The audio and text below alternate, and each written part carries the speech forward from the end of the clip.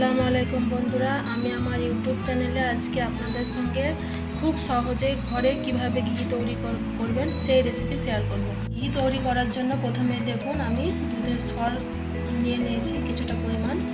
আমি দুধটাকে ভালোভাবে জাল দিয়ে ঘন করে একটা সর পরে সেই সরটাকে আমি তুলে রাখতাম। এবার এই সরগুলো আমি ব্লেন্ডারে ব্লেন্ড করে নেব। এটা আমি 15 দিন জমিয়ে রেখেছি, 15 দিনের সর এটা আমার। আমি একবারে হবে না, আমি 2-3 বারে এটা ব্লেন্ড করে নেব।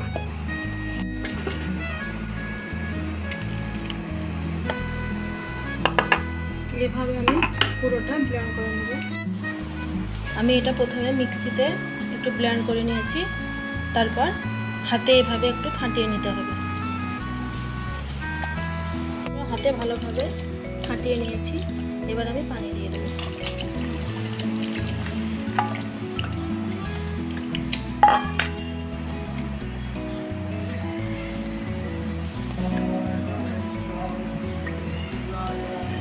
দেখুন আমার ব্যাটারটা এক জায়গায় রেডি জড়ো হয়ে গেছে।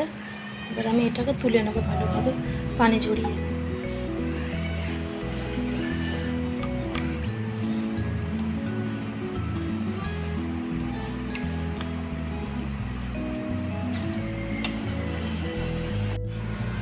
কড়াইটা আমি ওভেনের মধ্যে চাপিয়ে দিলাম। কড়াইটা একটু গরম হোক। কড়াই গরম হয়ে গেছে। এবার যে ননিগুলো আমি তুলে নিয়েছি ওগুলো আমি কড়াইয়ের মধ্যে দিয়ে দেবো।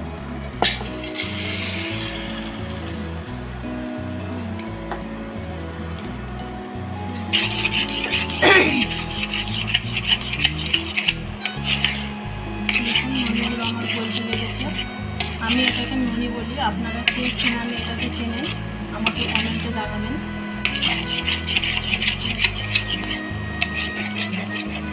অল্প আঁচে 10-15 মিনিট মতো এটাকে আমি ভালোভাবে নাড়াচাড়া করে নেব।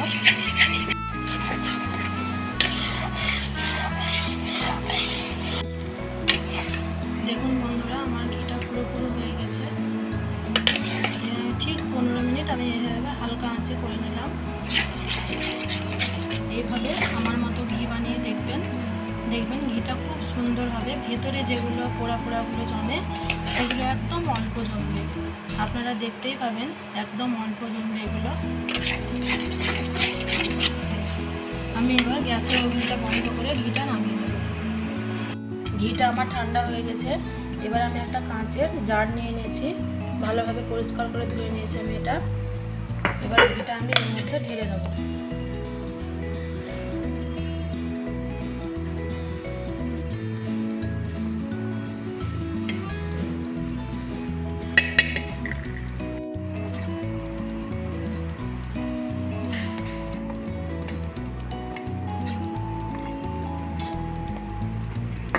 দেখুন ঘিটা আমি ভালোভাবে ঝরিয়ে নিয়েছি।